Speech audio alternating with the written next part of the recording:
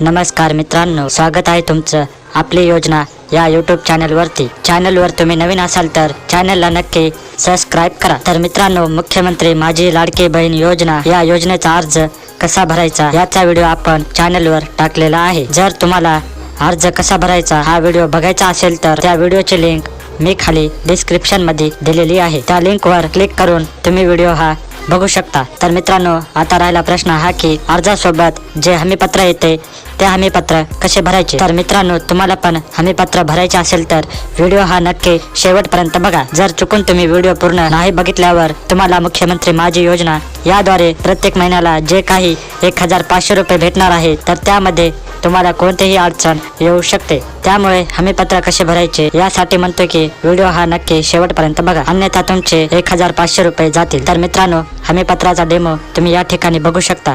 तर मित्रांनो, हमीपत्रामध्ये तुम्हाला काही गोष्टी घोषित करायच्या आहेत। ज्या गोष्टी योग्य असतील त्या बॉक्सवर तुम्हाला टिक करायचे आहे। थोडक्यात या हमीपत्रामध्ये तुम्ही या योजनेसाठी पात्र आहात का याची तपासणी केली जाईल। तर सर्वात पहिले माझ्या कुटुंबाचे एकत्रित वार्षिक उत्पन्न 2.50 लाख रुपयापेक्षा अधिक नाही असे असेल तर टिक करा आणि नसेल तर टिक करू नका। अशा प्रकारे तुम्हाला हे हमीपत्र भरायचे आहे। थोडक्यात जी काही पात्रता किंवा अपात्रता आहे ती या गोष्टीवरून ठरेल। त्यानंतर माझ्या कुटुंबातील सदस्य आयकरदाता नाही। जर तुमच्या कुटुंबात कोणी इन्कम टॅक्स भरत नसेल तर बॉक्स टिक करा। मी स्वतः किंवा माझ्या कुटुंबातील सदस्य नियमित कायम कर्मचारी किंवा कंत्राटी कर्मचारी म्हणून सरकारी विभाग, उपक्रम, मंडळ, भारत सरकार किंवा राज्य सरकारच्या स्थानिक संस्थेमध्ये कार्यरत नाही किंवा सेवानिवृत्तीनंतर निवृत्ती वेतन घेत नाही। थोडक्यात म्हणजे अर्जदार महिला आहे किंवा त्यांच्या कुटुंबातील कोणतीही व्यक्ती सरकारी कर्मचारी नाही, कंत्राटी कर्मचारी नाही, सरकारच्या कुठल्याही विभागात काम करीत नसेल आणि सरकारी पेन्शन देखील घेत नसेल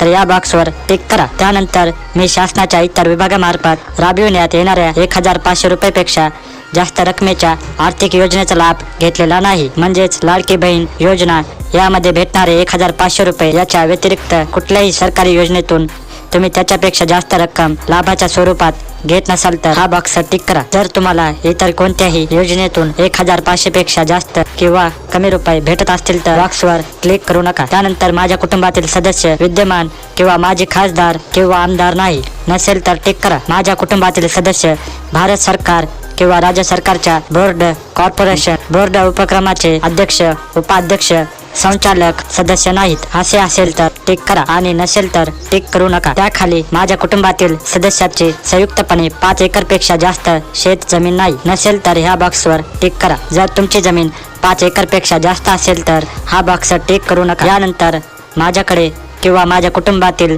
सदस्याच्या नावावर 4 चाके वाहने नाहीत। तर मित्रांनो, कुठल्याही प्रकारची 4 व्हीलर तुमच्याकडे नसेल तर पण ट्रॅक्टर असेल तरी तुम्ही हा बॉक्स टिक करू शकता। इतर कोणतेही 4 व्हीलर असेल तर बॉक्स टिक करू नका। आता या ठिकाणी तुम्ही घोषणापत्रात बघू शकता काय घोषणा देत आहात। थोडक्यात तुमच्या आधार प्रमाणे जे काही व्हेरिफिकेशन केले जाईल त्यासाठी तुमची सहमती आहे आणि तुमचा आधार कार्ड इथे वापरण्यासाठी परमिशन देत आहात, ज्यामुळे तुमची KYC पूर्ण केली जाईल। आता इथे अर्जदार महिलेची सही करायची आहे। तर मित्रांनो, इथे 2 महत्त्वाच्या सूचना तुम्हाला दिसत आहे। उक्त प्रपत्र केवळ ऑनलाईन अर्ज दाखल करण्याच्या हेतूने माहिती एकत्रित करण्याकरिता आहे आणि अर्ज ऑनलाईन पद्धतीने सफलतापूर्वक प्रविष्ट झाल्यानंतर खालील पावती प्रदान करण्यात येईल, तसेच SMS किंवा WhatsAppद्वारे सुद्धा पाठवण्यात येईल। म्हणजे ही जी काही माहिती तुम्ही भरून दिलेली आहे ती फक्त ऑनलाईन अर्ज भरण्यासाठीच आहे, इतर कुठल्याही ठिकाणी याचा वापर केला जाऊ शकत नाही। आणि एकदा तुम्ही हा फॉर्म सबमिट केला तर तुम्हाला एक पावती दिली जाईल ज्यावर योजनेचे नाव असेल, त्यानंतर तुमचा नोंदणीचा